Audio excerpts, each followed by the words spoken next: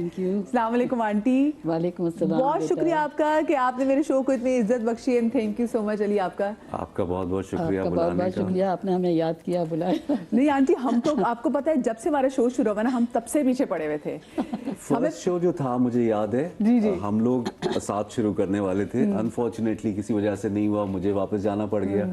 But really honoured, आपने बुलाया, you doing great. मैंने कुछ शोज देखे हैं और मैंने कहा कि भाई ये शो तो जम गया है। बहुत शुक्रिया आपका। और क्यों नहीं जमना था, हमारे पास इतनी प्यारी माएँ जो आती हैं तो उनकी बरकतों से हमारी चीजें तो सेटल कहीं जाती भी नहीं है। इतना मैंने आपको बताऊं, वाकई मैं नहीं जाती हूँ। आपने इतना इस्वार किया, ये कहने लगे नहीं मदीहा ने बहुत कहा कि अम्मी को लेकर आए। मैंने कहा चलो ठीक है। और आपको देख के तो इतनी खुशी हुई, इतनी प्यारी, अल्लाह ने आपको अपने हाथों से बनाया। कितनी प्यारी। ये क्लिप काट लीजिएगा प्लीज, ये हमारे प्रोमो पे लगाएगा। थैंक यू भाई। आंटी माएँ तो होती प्यारी है, उनकी नज़र भी प्यारी होती है तो उनको सब चीज़ें अच्छी लगती हैं। अच्छा मेरा तो, क्योंकि आज देखें हम सेलिब्रेट तुम करती हैं अली हैदर साहब को, लेकिन जो उनकी अम्मा है, ये जो शो है ना सारा ये तो अम्मा पर है। बिल्कुल जी, क्योंकि ये अम्मा जो है ना हमारी सबसे बड़ी सेलिब्रिटी अम्मा है। अच्छा आंटी, आप वैसे मुझे बताएं, सबसे पहले मेरा सवाल ही आपसे ये है कि क्या ये मुश्किल होता है कि माशरे से इतने टैलेंटेड बच्चे की माँ और जो इतना बड़ा स्टार भी हो, दुनिया उसके पीछे क्रेजी हो, और जो वो 90s का जो एरा था वो तो वाओ क्या कमाल एरा था। भाई ऐसा टाइम गुजर गया कि पता ही नहीं चला। मैं अभी भी लोग कहते हैं कि आप इतने बड़े स्टार की माँ, मुझे बिल्कुल मुझे फील ही नहीं होता कि मैं वाकई, बस अल्लाह की शुक्र अदा करती हूँ कि इतने मेरे प्यारे बेटे बेटियाँ, मैं अल्लाह का शुक्र जितना भी अदा करूँ कम है। अल्लाह ने इतनी बेहतरीन मुझे औलाद दी है जिसका शुक्र अदा नहीं कर सकती। और अम्मी खुद इतनी अच्छी अम्मी है कि अगर वैसे तो हम बुलसारी माएँ होती हैं, बट अगर आप इनकी स्ट्रगल देखेंगे, और हम लोगों को डॉक्टर भी बनाना है, बेटी को इंजीनियर भी बनाना है, उसका पैशन भी देना, खुद टीचिंग में थी अम्मी। और बहुत यानी जो इनिशियल डेज में जो बहुत टफ होता है, वो वाली माएँ जिनको इजाज़त भी नहीं है कि बहुत ज़्यादा वो काम कर सकें, उसमें एक कहना कि मुझे कुछ करना है और मुझे काम कर, शादी के बाद भी ये वो लेती रही हैं आपके सर्टिफिकेट्स और पता नहीं क्या क्या पढ़ती रही हैं। मैंने एमए बीएड किया है माशाल्लाह से। और आंटी आपने शादी के बाद अपनी तालीम कंप्लीट की? मेरी शादी हुई जब मैंने मैट्रिक किया था, उसके बाद मैंने, क्योंकि मैं ऐसी एजुकेशन लाइन में चली गई थी तो उन्हें देख देख के फिर मुझे भी शौक हुआ और काफ़ी मुझे। तो आंटी बच्चों के साथ मुश्किल नहीं हुआ? नहीं, इंसान अगर हिम्मत करे तो कोई काम मुश्किल नहीं है। मैं तो ये सोचती हूँ कि अल्लाह खुद आसानियाँ पैदा कर देता है। अच्छा बताइए, घर में भी वैसे आंटी टीचर थी या सिर्फ स्कूल तक ही टीचर थी? नहीं अम्मी, जैसे मुझे तो ये भी नहीं याद कि अम्मी ने मुझे कभी मारा हो, मुझे याद भी नहीं है शायद। डांट वाट से हम थोड़ा डरते थे। मेरे तो स्टूडेंट इतने मेरे शहदाई थे कि आप यकीन जाने कि वो बस मुझे एक नज़र देखने के लिए। ये देखिए अम्मी फुल स्टार चल रही हैं। कितनी प्यारी है। नहीं सही क्या बता दी मैं आपको। नहीं, कुछ होती है टीचर जो बच्चों को हमेशा याद रह जाती है ना, क्योंकि वो इतनी अच्छी टीचर्स होती हैं। अच्छा आंटी, माशाल्लाह से आपकी 3 बेटियां और फिर आपके 4 बेटियां आपकी और फिर आपके ये सबसे छोटे इकलौते साहबजादे। तो आंटी फिर तो बड़ी आपने मन्नतें मानी होंगी? नहीं नहीं, मैंने कोई मन्नतें नहीं मानी। सॉरी। मेरे हस्बैंड को बेटियां बहुत प्यारी थी। तो इनको तो वो कहते थे कि तुम इसको ख़राब कर दोगी, इसके लाड करके इसको करके, लेकिन अल्लाह का लाख लाख शुक्र है मेरा बेटा बहुत काबिल और लायक, क्या मैं अल्फाज कहूँ इनके लिए। अल्लाह सबको ऐसा बेटा दे। इलाही आमीन। अच्छा आंटी, पहली दफ़ा जब ये आपकी गोद में आए थे, आपने इनको देख के क्या दुआ दी थी? आपको याद है वो टाइम? मैं तो हमेशा यही दुआ देती हूँ कि अल्लाह इनको सेहत, तंदुरुस्ती और कामयाबी दे। मैं अभी भी 5 वक्त नमाज में यही दुआ करती हूँ कि अल्लाह इनको सेहत, तंदुरुस्ती और इनको कामयाबी दे। इनको इतनी पजीराई मिले। अम्मी जो हैं, मैं अक्सर, क्योंकि मैं दूर रहता हूँ, कभी कभी इंसान वक्त के साथ डिप्रेस भी हो जाता है, चीज़ें यहाँ की याद आना, वो सब कुछ होता है। तो अक्सर फ़ोन पे मैं कभी ऐसा डिसअपॉइंटेड सा साउंड करता हूँ तो ये कहती हैं, देखो ज़िंदगी जो है ना, ज़िंदगी में चलते रहना, जो काम करना है ना, यही ज़िंदगी है। और उससे इतनी एक मोटिवेशन मिलती है कि अच्छा, क्योंकि अक्सर बंदा सोचता है यार पैसे भी कमा लिए, ठीक है, चीज़ें कर ली जितना कर सकते थे, समटाइम्स आप अच्छे प्रोजेक्ट्स बीच नहीं कर, बहुत टाइम लगेगा।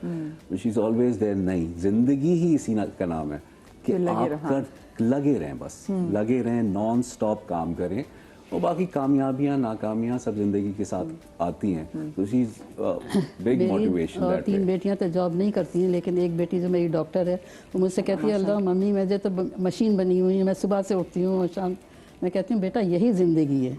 शुक्र अल्लाह का। अल्लाह का शुक्र है कि तुमको अल्लाह ने इस काबिल बनाया और तुम आगे बढ़ती रहो।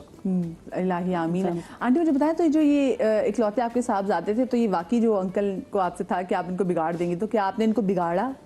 आपके सामने है, देखिए माशाल्लाह। मतलब सारी वो कहते हैं जो बात कहते थे मुंह से, कहते हैं ना बात मुंह से निकली नहीं, आपने पूरी कर दी, ऐसा था? नहीं नहीं ऐसा नहीं था। ये तो बड़ी बहनों के भी लाडले होंगे। ये सबके लाडले हैं माशाल्लाह पूरे। मेरी मैं अभी तक मैं क्या बताऊं, मैं इतना ब्लेस्ड हूँ मदिया दैट पे। अम्मी, बहनें, ऑल माय कजन्स, यानी हमारा बचपन गुजरा तो सारी फूफीजाद बहनें, और उनके साथ जो है वो आप महफिल में भी पढ़ रहे हैं, हम सब एक दूसरे से जुड़े हुए हैं, कर रहे हैं। फिर माशाल्लाह से बेगम, वो भी जो है वो बिल्कुल अभी तक फैन चल रही हैं। वो इतना मैं हैरान होता हूँ कि चिढ़ जाता है इंसान। तो वो पिटी भी हैं, कहती है कि मैं अपने अब्बा से एक दफ़ा पोस्टर लगा लिया था कहीं उसमें। फिर माशाल्लाह बेटियाँ, और तीनों जो है मुझे समझ नहीं आता कि which one is the favourite, क्योंकि तीनों का अलग फ्लेवर है। तो मैं यही कहता हूँ कि मैं, अब्बा भी बहुत ज़बरदस्त थे, मेरे कोई भाई नहीं था बट कज़न्स ज़रूर थे। तो मुझे यानी अम्मी से लेके और फिर बहनों तक और फिर बेगम और फिर बेटियाँ, तो मुझे लगा कि वाकई मुझे इतना कुछ मिला, मैं इतना बिगड़ा हुआ नहीं था। आपस की बात। अच्छा, क्योंकि कहीं ऐसा होता है ना कि वाकई इकलौती ना, फिर उस पर ज्यादा एम्फसाइज होता है कि इसको सही प्रोजेक्ट, मतलब ये सही होना चाहिए, मतलब इसको ऐसी चीज करनी चाहिए, इसको ऐसी चीज। तो आपको लगा कि आप पे उसकी वजह से सख्ती हुई थोड़ी बहुत? अगर सख्ती ऐसी वैसी, उफ मत पूछे, गाना इतना आसान नहीं था। अम्मी यहाँ पे भी बहुत हेल्पफुल थी, काफ़ी हेल्पफुल थी, क्योंकि मैं शोज़ में जाता था छुप छुपा के रात में ना, तो अब्बा इस कदर, उनकी सिर्फ बोलना ही जो था, मारते वारते नहीं थे, बट इतना कोई टेरर था पापा का, जब वो बिल्कुल ही इस टाइम पे तो अम्मा अब्बा वाकई गुस्से से देख लें, उनकी नाराज़ी से भी डर होता था कि नाराज़ ना हो जाए हमसे। बिल्कुल, बहुत अदब भी एक उस दौर में, अब पता नहीं अब के बच्चे ये समझते हैं या नहीं, लेकिन हम लोगों की तो बहुत जान जाती थी। अम्मी से सारे लाड थे और अब्बा से, लेकिन अब्बा वॉज वेरी पोलाइट, बस उनका एक Rober, of course he was अब्बा। अच्छा, मुझे बाब शरीफ की आप फिल्म देखने चले गए थे, वो क्या हुआ था? वो एक किस्सा जरा बताएं तो सही। वो एक ही दफ़ा पिटा हूँ बहुत बुरी तरह से, बस मत पूछे। हम लोग, हुआ क्या था? हम लोग जो हैं वो, मैं काफ़ी दफ़ा और भी 2-3 जगह बता चुका हूँ कि हम लोग बाबरा शरीफ के बड़े फ़ैन थे ना, उनकी मूवीज़ आ रही हैं, she was a superstar of those times. आज भी फ़ैन है, आज भी लोग उनके फ़ैन हैं, क्लासी खातून। हाँ। तो अब हम लोग मचल गए कि फ़िल्म आई हुई है, कोई फ़िल्म के लिए जाना है। और मेरी गली में एक और 2-3 जो दोस्त थे जिनके साथ मिलके गाते बजाते थे, उन्होंने कहा बाबरा की फिल्म आई है, चलते हैं। तो वहाँ पे पता नहीं कोई रिलैक्स सिनेमा था, रिलैक्स सिनेमा में पहुँच गए हम लोग, 2-3 लोग कहीं से पैसे वैसे करके। सिनेमा का नाम चेक करें, रिलैक्स सिनेमा टाइप है, ऐसे ही होते, रिलैक्स नायाब। तो वहाँ पे हम लोग चले गए, नाज़िबाद में ही था वो, और रिहाइश भी वहीं थी।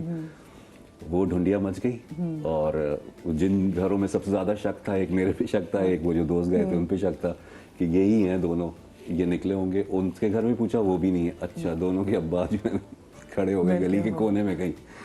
बस जब वापस आए हैं, बहुत कुटाई हुई है, सही वाली, मतलब कुटाई का मतलब है 2-3 ही बहुत थे ना, सिर्फ एक ही दफ़ा हुई है, एक दफ़ा हुई है वो मेरी, और मैं यादगार है। उसके बाद कभी नहीं पीटा अब्बा ने, यानी सोचे मैं इतना सुधर गया, बिल्कुल ही ठीक हो गया। तो समटाइम मुझे लगता है 1-2 लगाने भी चाहिए। कभी कभी अच्छी बात नहीं है बच्चों को मारना, बट समटाइम्स मुझे लगता है कि एक ज़रा सा जो है ना, बच्चों को होश लाने के लिए, तो ज़रा सी याददाश्त आ जाती है बच्चों की, वो मैं जिंदा हूँ। तो आंटी मुझे बताएं, वैसे जो इनकी इतनी अच्छी आवाज़ है, ये इनको किससे वैसे मिली? इनसे आपसे मिली है या खानदानी है?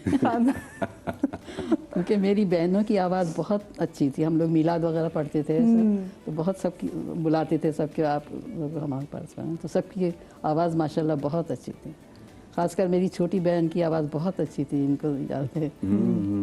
तो यानी कि शादियों में, हाँ, सारी हम लोग खूब खालाएं माशाल्लाह से, हम लोग कितनी 11 जो है वो 4 या 5 मामू हैं, चार मामू, 4 मामू हैं, 6 जो है वो खाला हैं, और एक से बढ़कर एक माशाल्लाह से मिलनसार। और फिर किसी और तीसरे की जरूरत हमें जरूरत ही नहीं पड़ी, जरूरत नहीं पड़ी। ऊपर से 4 बहनें, ये कुछ कजन्स, तो लगता था या अल्लाह ये तो पूरा कॉन्सर्ट घर पे ही हो रहा है। क्या जबरदस्त बात है।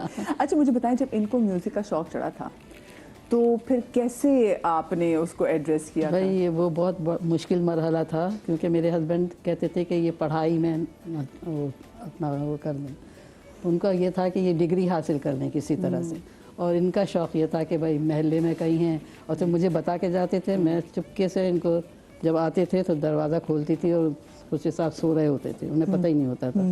तो इस तरह से मैंने बहुत इनकी हेल्प की है, लेकिन ये कि बस हमें ये था कि भाई ऐसा ना हो कि ये गाने में लग जाएं और पढ़ाई छोड़ दें। फिर अल्लाह का शुक्र है, जब एक दफ़ा तुम इंडिया चले गए थे और तुमने एक इंजीनियरिंग का पेपर, एक सेमेस्टर मैंने जो है, हाँ, तो हम लोगों की एक बहुत जान आफत में कर दी थी। वो क्या हुआ मुझे ना, आई थिंक 89 में ही, 90 तो में तो करार वगैरह एल्बम आ गए थे, 91 92 से फिर संदेशा ये सब शुरू हो गया था, बट 88 वगैरह बहुत मुश्किल था, क्योंकि डिग्री पूरी नहीं हुई थी, लास्ट होता है, और लास्ट कुछ सेमेस्टर चल रहा था, और HMV इंडिया ने मुझे बुला लिया ना कि हम आपका टूर करेंगे, हम आपका एल्बम करेंगे।